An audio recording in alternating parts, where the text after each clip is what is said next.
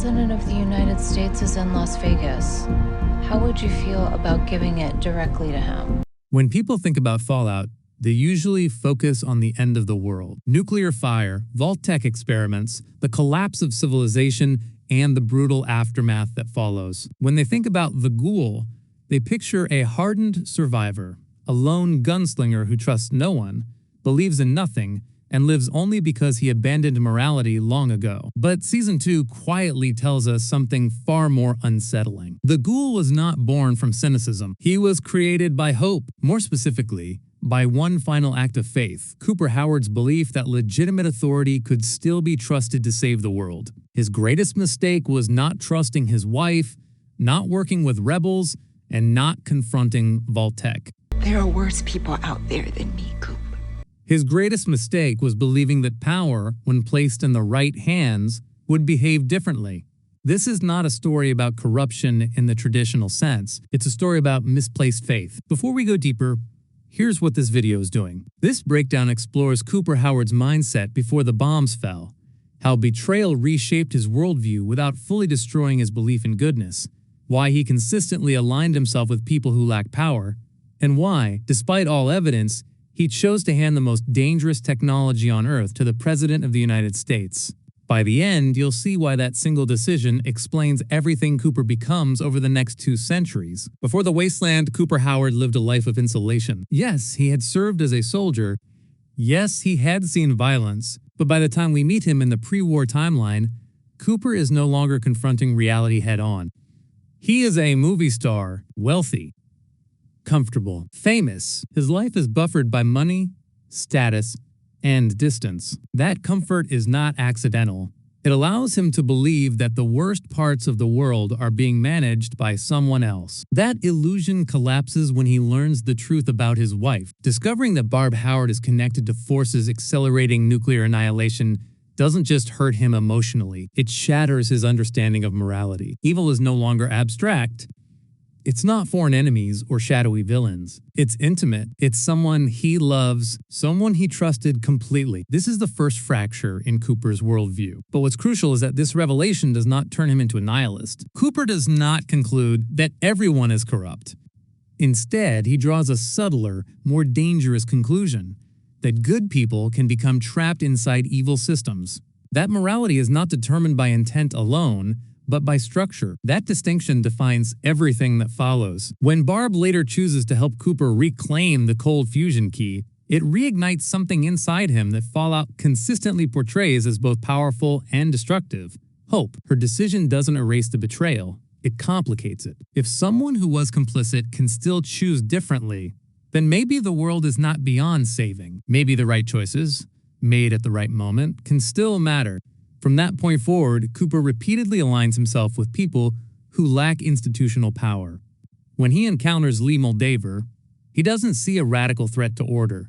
He sees someone struggling to do the right thing without leverage, someone fighting uphill against forces that are already entrenched. Moldaver's lack of power is precisely what makes her trustworthy in Cooper's eyes. The same instinct guides his sympathy for a struggling female politician, someone visibly uncomfortable with authority, disconnected from influence, and clearly outmatched by the political machine around her. These alliances are not strategic. They are moral. Cooper gravitates toward people who want to fix things but lack the power to impose their will on others. This pattern matters because it reveals Cooper's core belief: power itself is the problem, but only when it is detached from conscience. And this belief leads directly to his most tragic decision. Despite everything he has learned, Cooper still believes that power is not inherently corrupt. He believes corruption happens when power is held by the wrong people. If the right person, someone accountable, legitimate, and symbolic, were given the right tool,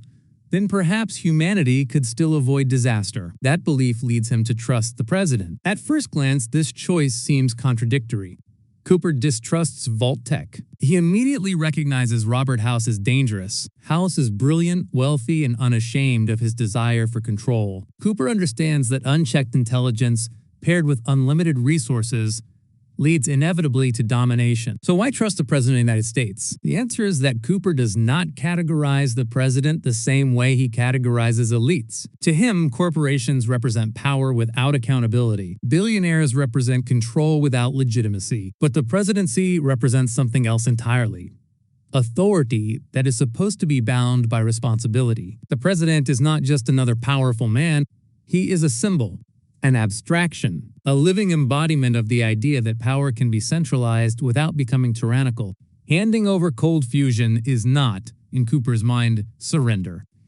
It is an act of faith, a belief that legitimacy changes how power behaves. This is where Fallout's storytelling becomes devastatingly precise. The show never gives us a clear scene where this decision fails. It never shows us the president abusing cold fusion on screen. Instead, Fallout lets the future speak for itself. The world that emerges after this moment is not one of abundance or equality. It is a world defined by scarcity, hierarchy, and control. The implication is not that one man made a villainous choice. The implication is that the system itself could never sustain that kind of power without distortion. This is the fatal misunderstanding at the heart of Cooper Howard's arc. It does not matter whether the president intended to do good. It does not matter whether his motives were sincere. Concentrating limitless energy into a single authority, even a legitimate one, creates a structure that inevitably prioritizes control over compassion. Fallout never says this outright. It doesn't need to. The tone, the outcomes, and the world itself deliver the verdict. There is also a subtle meta layer reinforcing this message. The president is portrayed by Clancy Brown, an actor whose screen presence is synonymous with authority, intimidation, and moral ambiguity. Fallout does not announce this casting choice. It relies on the audience to feel it. The unease is intentional. The warning is implicit. Cooper's mistake, then, is not trusting the wrong individual. It is trusting the idea that power, once legitimized, becomes ethical. Fallout rejects that belief entirely. This moment explains everything Cooper becomes afterward. The Ghoul is not merely a man altered by radiation. He is a man altered by realization.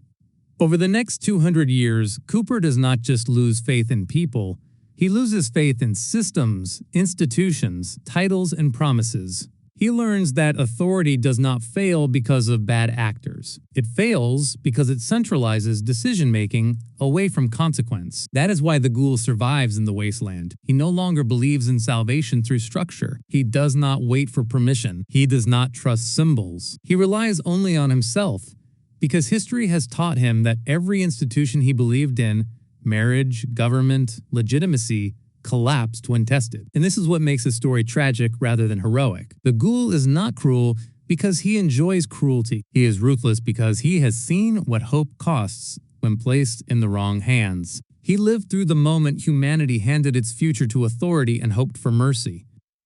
Fallout's message is clear, even when it remains unspoken. Systems built on control do not preserve mercy. They consume it. Cooper Howard's greatest tragedy is not becoming the Ghoul. It is realizing, far too late, that the last thing he believed in was never capable of saving anyone. And that single mistake echoes across the wasteland, long after the bombs fall.